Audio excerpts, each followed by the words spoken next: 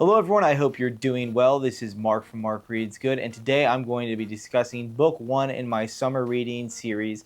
A few weeks back I had posted a video on my YouTube channel discussing all of the books that I'm going to be reading for the months of June, July, August, and how I'll be making an individual book review for every single book that I share in that video. So this is the first book that I'm going to be sharing, and today we are covering William Golding's The Inheritors. Originally, I had found out about William Golding when I was in high school, and I read his masterpiece, The Lord of the Flies, and that was it. That's all I really read of his, and I was curious what else this guy wrote, and so I went through his library catalog just to see what other literary works he had published, and I came across The Inheritors. The Inheritors stood out to me because, one, the cover is super pretty. I mean, look at that. You have like a Neanderthal guy looking through the trees at a tiny little human.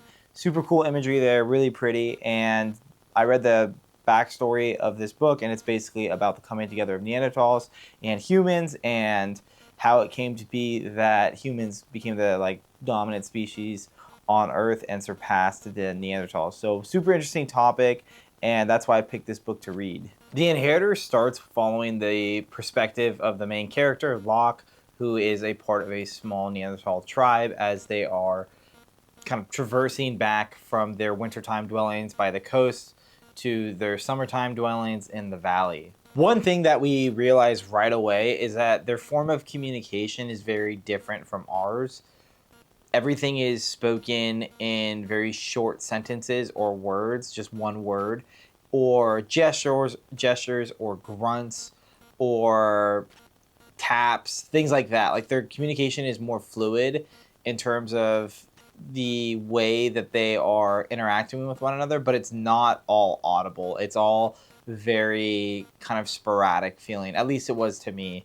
It's heavily implied in this book that they are the last tribe of Neanderthals, and so they're extremely surprised when they get home to the valley. They realize that there are others in this valley, and they go and kind of search these people out, and they find out that they are like humans, essentially. They don't really put that name to them, but it's basically these Neanderthals have realized that there's some humans that have come into their valley, and they kind of start observing them, and they observe them doing rituals, and they kind of see that they're very aggressive and violent, which is the exact opposite of what the Neanderthals are. The Neanderthals are very peaceful, at one with nature, very anxiety free.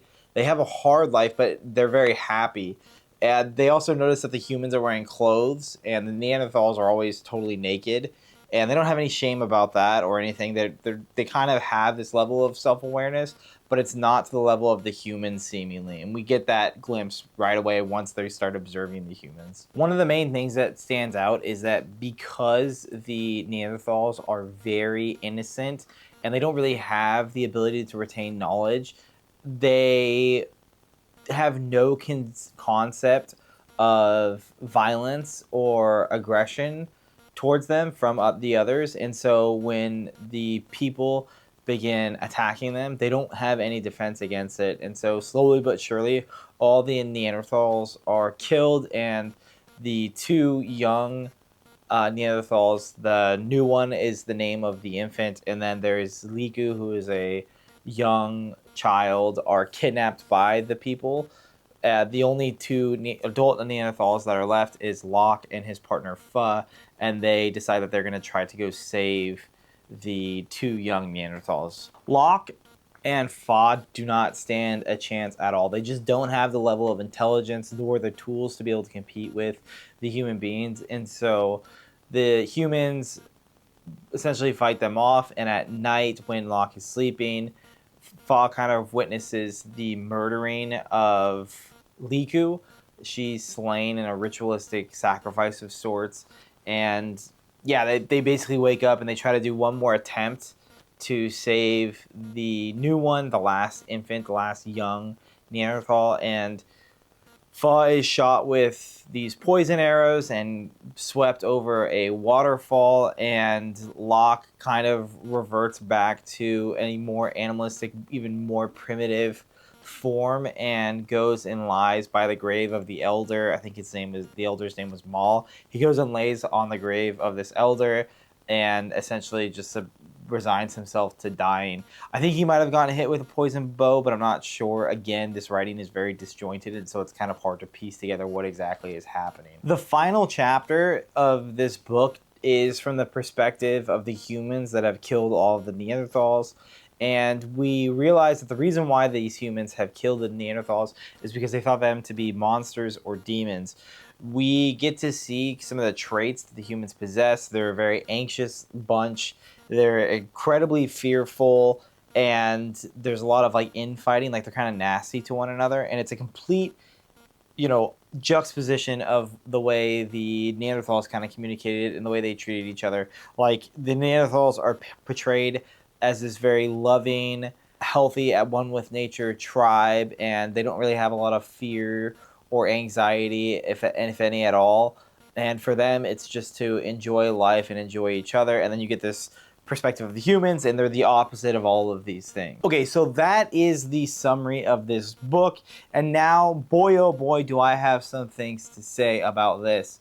One, let's start with the writing. It was terrible, honestly. I don't know why authors decide to take these creative choices. I mean, I'm glad they do, and maybe I shouldn't be so harsh, but I just think this creative choice fell flat. The way that we are shown the perspective of the Neanderthals, it's like, we get it, they're primitive. You don't have to make me read a chopped up sentence that's barely coherent in order to communicate that. I think there would have been a better way of doing that. And so a lot of this book was me just kind of frustrated because I just could not piece together what was happening. And I read a lot, so it's not like, I'm not the smartest guy in the room by any means, but like my reading retention's pretty good. But with this book, I was struggling. In terms of themes in this book, there's one kind of overarching narrative that's happening in this book, and it's essentially William Golding is trying to highlight that before evolution, things were better.